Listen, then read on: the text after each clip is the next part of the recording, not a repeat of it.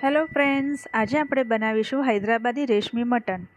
મેં અહીંયા લીધું છે 2 ચમચી કાજુના ટુકડા, 1 ચમચી 8 થી 10 બદામ, 1 ચમચી જીરું, 1 ચમચી ધાણા, નાનો જાયફળનો ટુકડો, 5 થી 6 લવિંગ, 2 ઇલાયચી, 2 ટુકડા તજ, 1 નાનો ટુકડો જાવંત્રી, સૂકા કોપરાના થોડા કતરણ, અડધો કપ પુદીનો, 1 કપ ધાણા,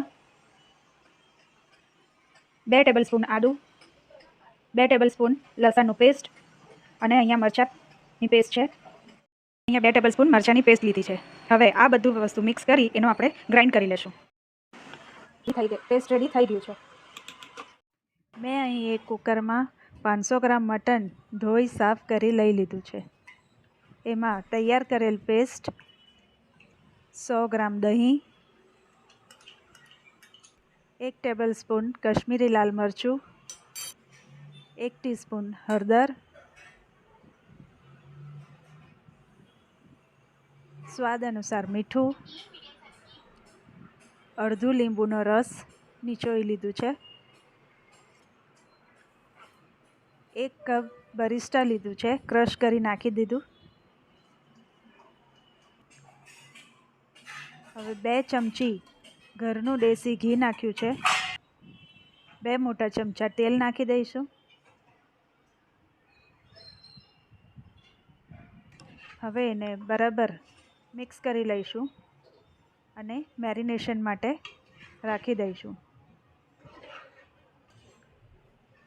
આપણે એને 1 કલાક માટે મેરિનેટ કરવાનું છે. 1 કલાક થઈ ગયો છે. હવે આપણે એને એકદમ હાઈ ફ્લેમ પર 5 મિનિટ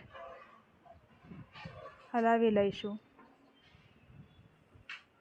હવે કુકર બંધ કરી 5 વિસલ વગાડી મટનને ચેડવી દઈશું.